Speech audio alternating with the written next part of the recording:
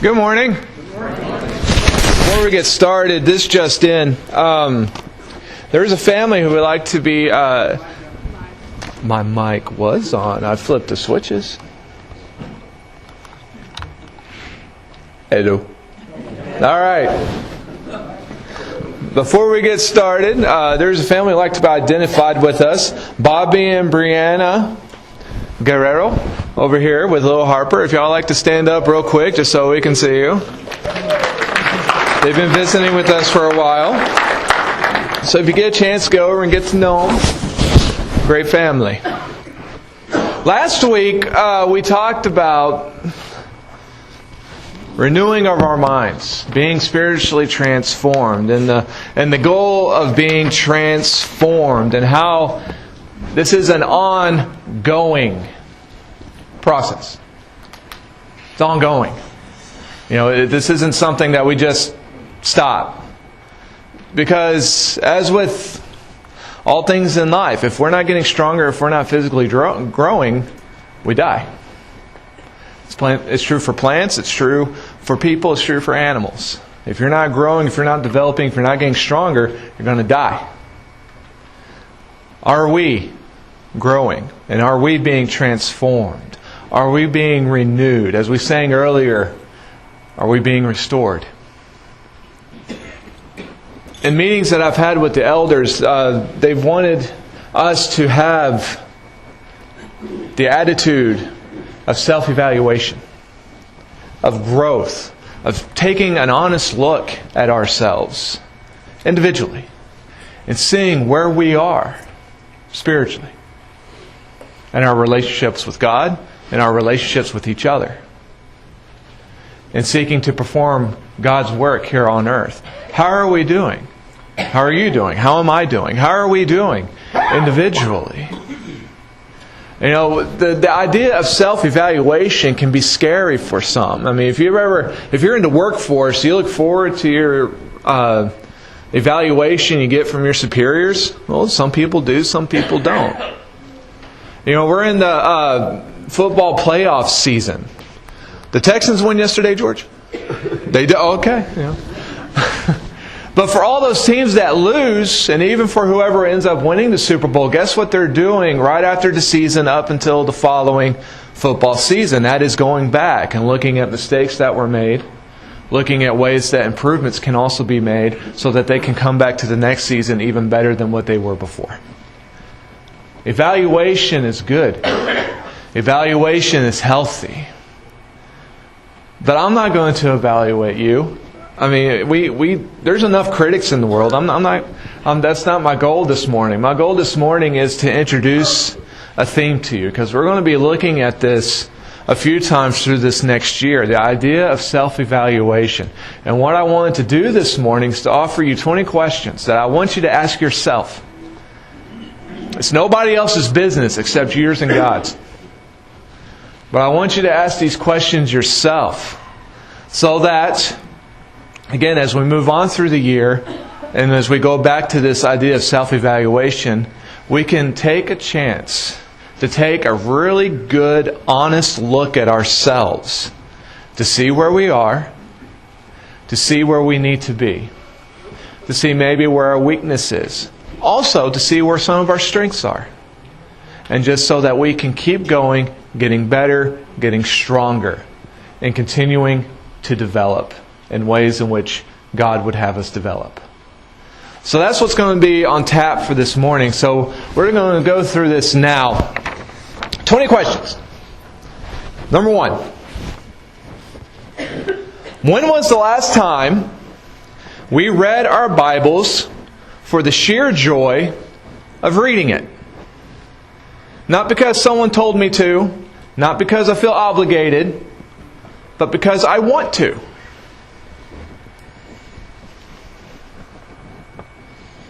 Number 2.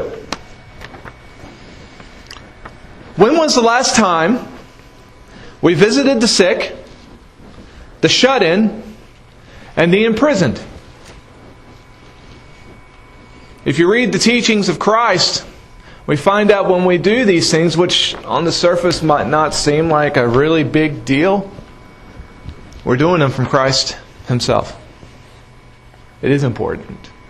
And if you do this, if you visit regular, or if you're a regular letter writer, that's a fun thing to say, it is a big deal to those who receive. Number 3. When was the last time we showed interest in the youth of the church family? Do we know our kids? They're our kids. They belong to families, but they're ours. Do we know our kids? And do we hold them up as our futures? Number 4. When was the last time we showed appreciation to our elders and our deacons? There's a lot of hard work that goes into the church family, and there's a lot of prayer that goes towards our church family. And a lot of it is done by our elders and our deacons. And in case you don't know, I'm going to tell you right now, they love you more than what you might think. In case you haven't had the opportunity to get to know them better. And they're a great group of guys. Number 5. When was the last time we invited someone to church services and or activities? And here and other places that I've worked at, some people sometimes say, I wish more people would come. Okay, who did you invite this week? Well, no one. Okay. This might be part of the issue. Do we love being with our church family? And if we do, why wouldn't we want to share that joy with others? Number 6. When was the last time we invited others to our homes?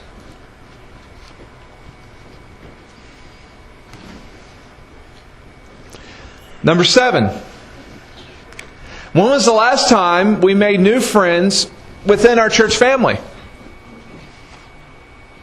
We're creatures of habit, and sometimes if you spend all your existence sitting on this side of the auditorium, you'll never meet the people who sit on this side of the auditorium, and vice versa. When's the last time you had the opportunity to meet new people within our own family? You know, it happens sometimes. Sharon and I will be talking to somebody, and we'll say, well, don't you know brother or sister so-and-so? I'll say, no, I have never met them. Oh, okay. You've been coming here for 7 to 10 years. Yeah. Might be time to meet some new people. Number 8. When was the last time we were forgiving and buried that hatchet? Number 9. When was the last time we were merciful? And part of the thing with mercy is that it goes to others who don't deserve it.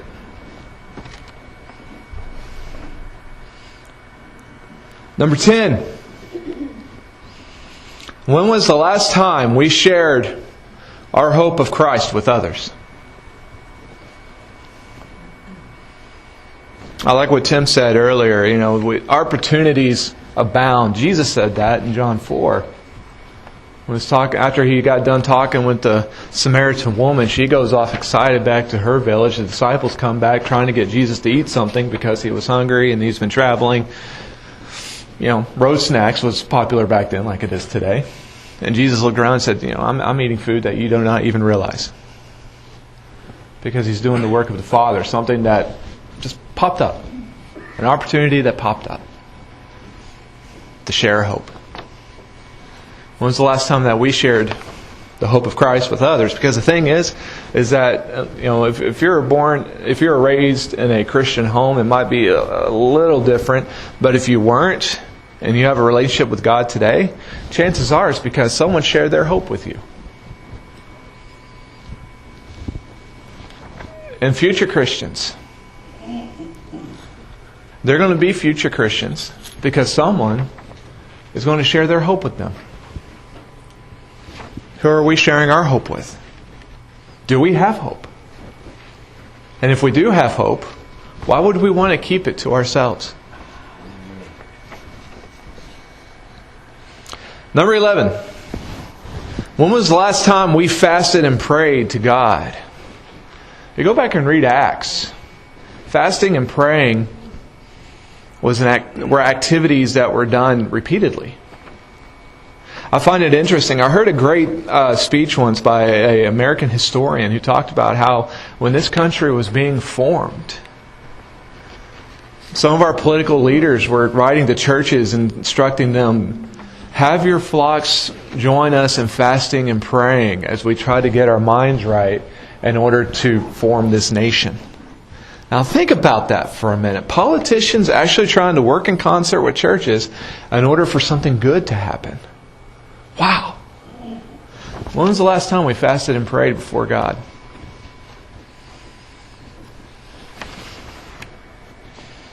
Number 12.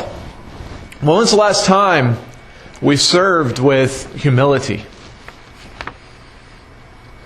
We can go through the actions, but something that is more important than the actions is our attitude. We can serve, but if we grumble about it or we feel put out, stay home. Don't do it. It's a wasted act. True service comes from an attitude of humility, from an attitude of love. I was up here with the Helping Hands ministry. It was cold. It was funny because Jolene Huddleston was there. She stayed within the middle of the gym. She said, I'm not going close to a door.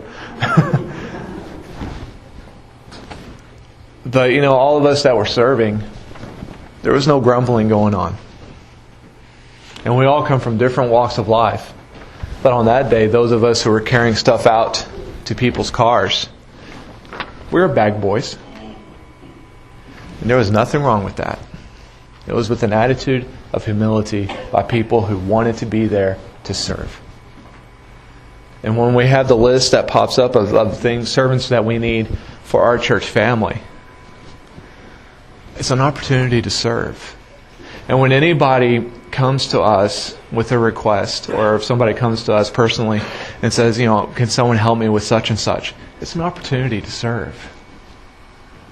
It's an opportunity to serve.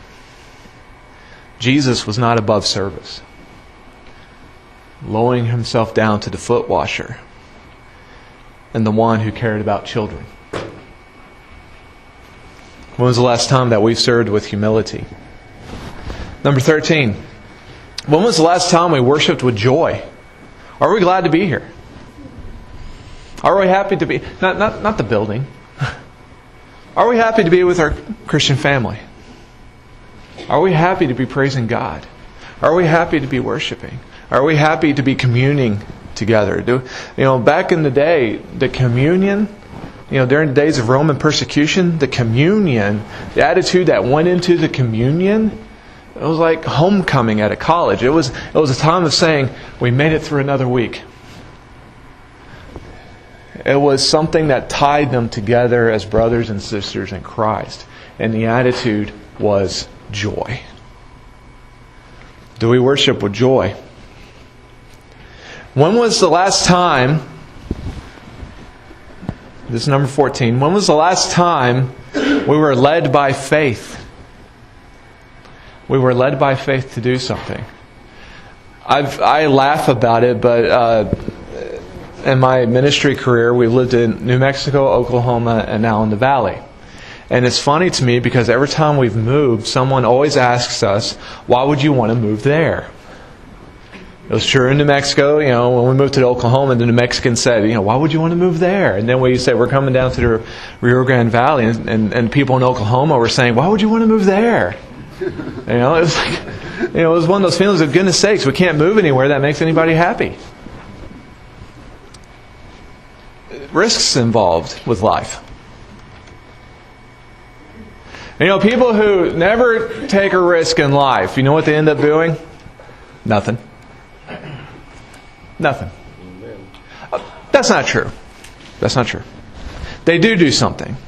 They live a life, and then one day, whenever it happens, when they're on their deathbed, they look back at their life and they say, I wish I would have... fill in the blank.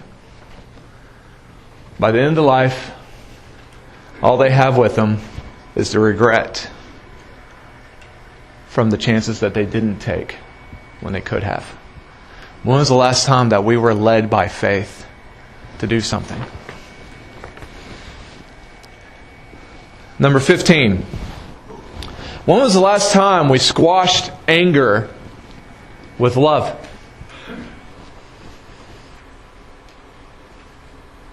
I don't know if you've seen the sign out in the front. I didn't come up with it. I actually saw it in a book description about a book about anger. And that was the first line in the description.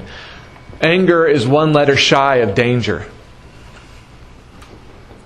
Anger is one letter shy of danger. Why didn't God want us to mess around with anger? Because He knew we can't handle it. When we start acting in anger, that's when the bad stuff happens. But when was the last time that we squashed our anger with love?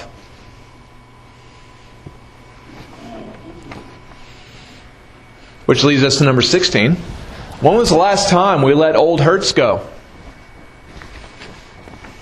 It breaks my heart when I talk to somebody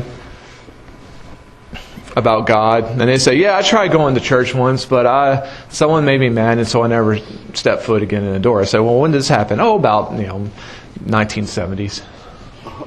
It's like, okay, well, maybe it's time to give us another chance. When we allow the past to be the anchor and the shackles to our lives, we never move forward. Sometimes bad stuff happens to all of us. I'm not saying if you're younger, listen up. Your life will not be sunshine and roses throughout your life. It happens to all of us. But will we let it define us and keep us from future happiness and blessing? Will we allow it to stop us from future development? When was the last time we let old hurts go and move forward? Number 17. When was the last time we set and obtained new spiritual goals? It might even be something like, one that's popular with Christians is, I want to read the Bible this year. Great. Have we done it? Or is this the repeat New Year's resolution we've made for the past decade? When was the last time that we've said, it's easy to set a goal. Let's face it. We can set a goal. I've set the goal the last few years that I was going to lose weight. And actually, I want to tell you, I've lost about 500 pounds. Same 5 pounds back and forth. Lose it, gain it, lose it, gain it. You keep track like that, you're shedding weight. But it's easy to set goals. But are we seeking to obtain, or have we obtained the goals that we have set? Don't just set a goal and just sit back and let it bake and thinking that it's just going to happen by itself one day. It's not. We must take action in order to obtain the goals that we have set. Number 18. When was the last time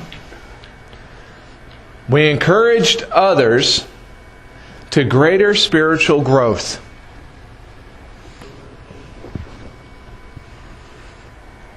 We're not all in this alone.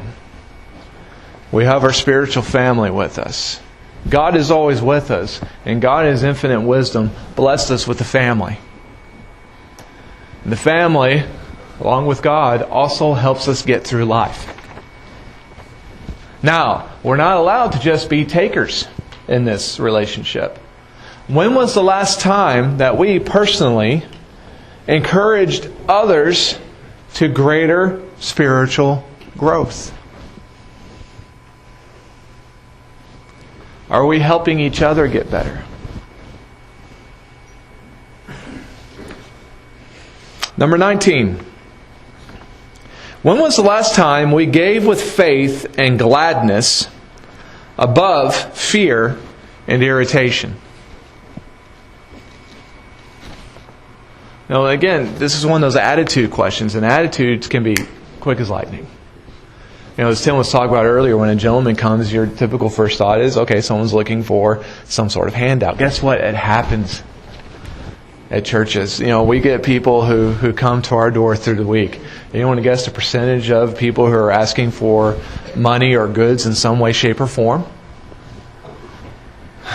It's in the 90s. It's in the high 90s. And it would be easy to be discouraged and to thinking, well, I'm not really doing anything important. We are. Because you never know what a seed planted might do in the future.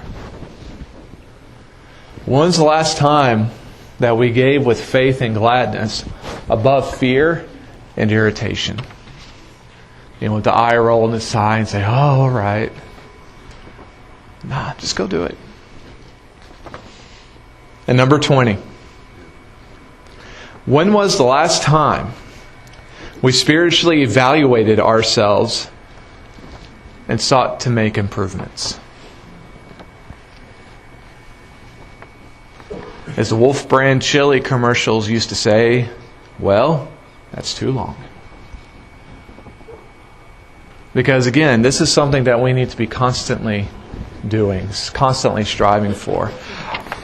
And we're not allowed to sit back on our laurels. Hopefully, I'm not the only one in here who does want to spiritually mature and spiritually grow. Hopefully, this is something that we all would want to do. Once we realize what God has done for us, what Jesus has done for us, what the Spirit continues to do for us, our attitude should be one of, wow! Now, what can I do with this?